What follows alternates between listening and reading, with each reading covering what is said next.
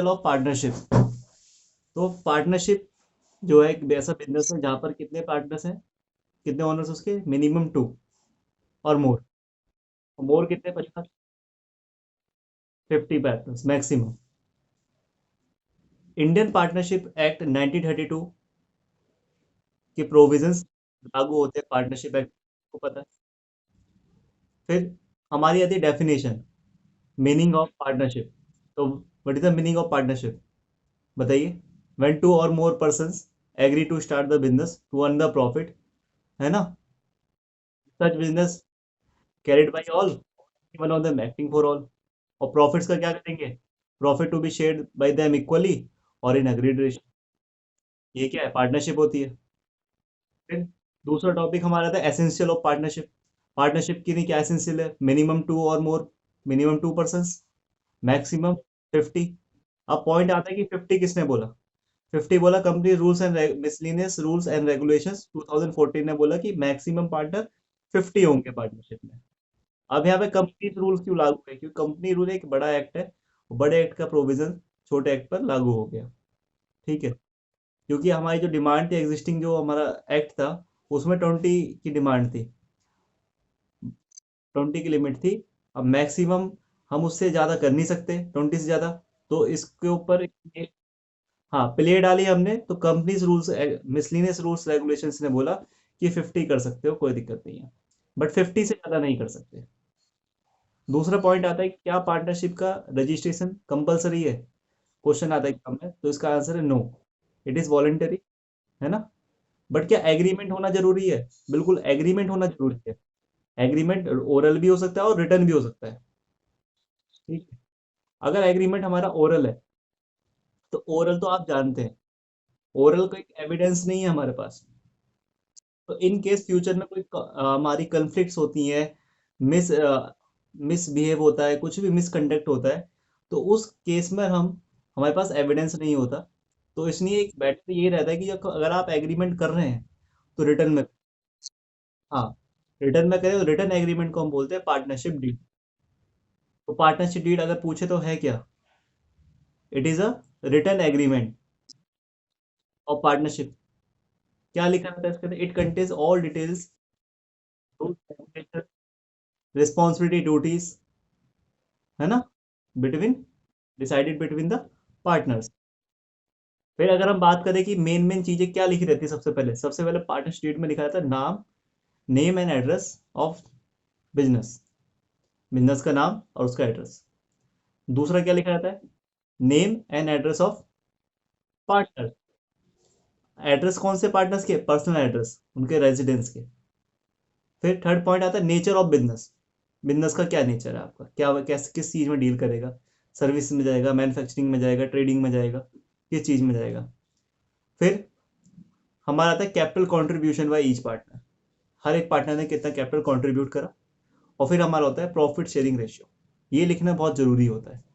इसके बाद क्या है हमारा, इफ एनी में चला जाता है, अगर है तो ठीक है, नहीं है तो भी ठीक है।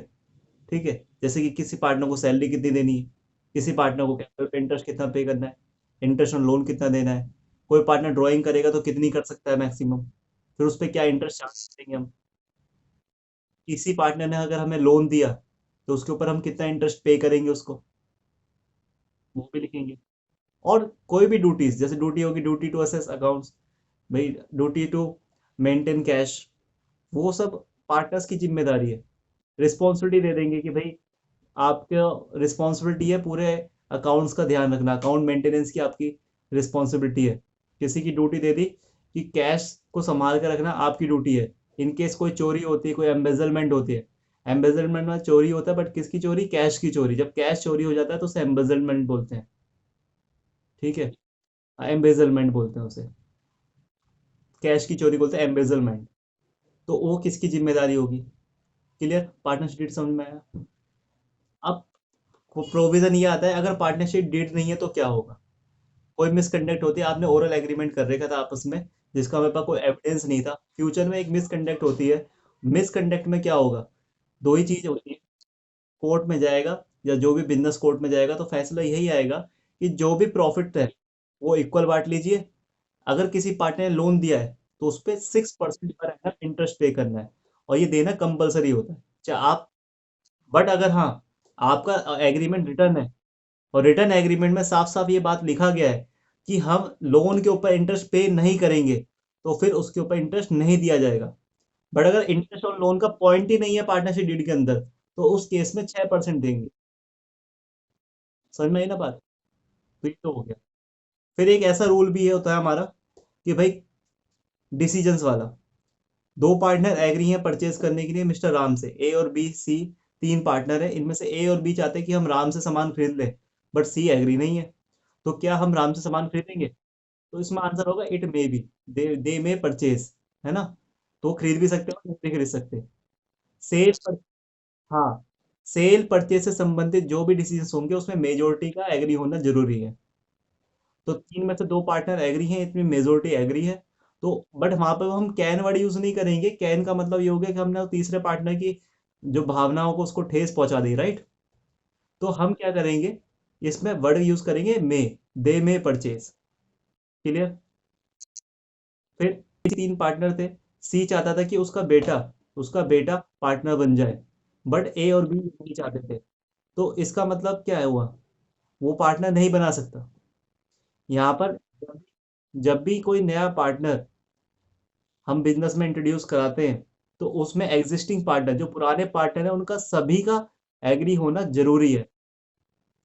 एग्जाम्पल के लिए को ले लेते हैं, पांच पार्टनर है किसी फॉर्म में, A B C D E, A B C D agree हैं, ई एग्री नहीं है कि एफ पार्टनर नहीं बनेगा, ई बोल रहा है एफ पार्टनर नहीं बनेगा, ए बी सी डी बोल रहे हैं कि पार्टनर बनेगा।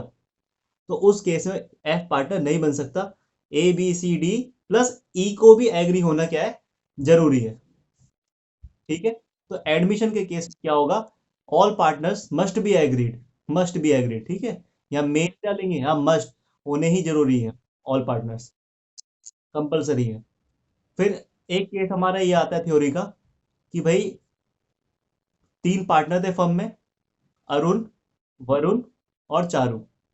चारू ने क्या करा, फर्म के 5,000 रुपीज ले लिए और उसको यूज करके क्या करा, प्रॉफिट कमा लिया 1,000 रुपीज का।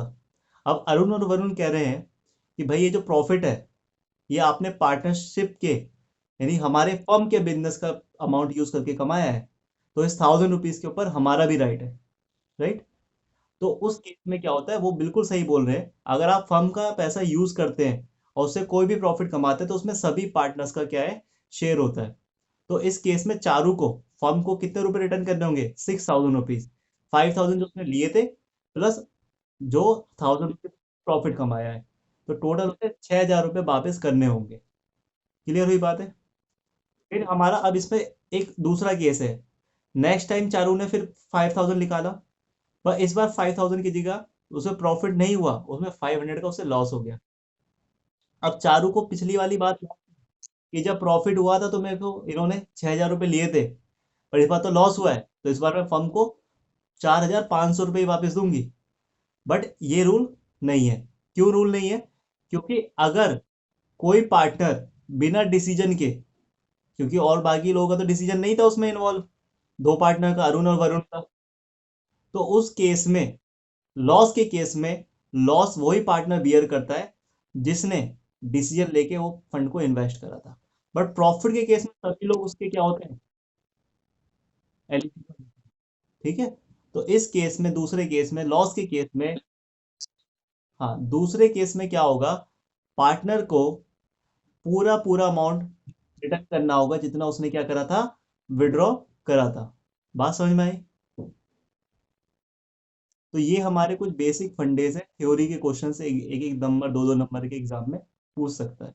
2 नंबर का तो खैर नहीं आएगा, 1 मार्क में ही ये सारा क्वेश्चन आएगा जो भी मैंने आपको पढ़ाया।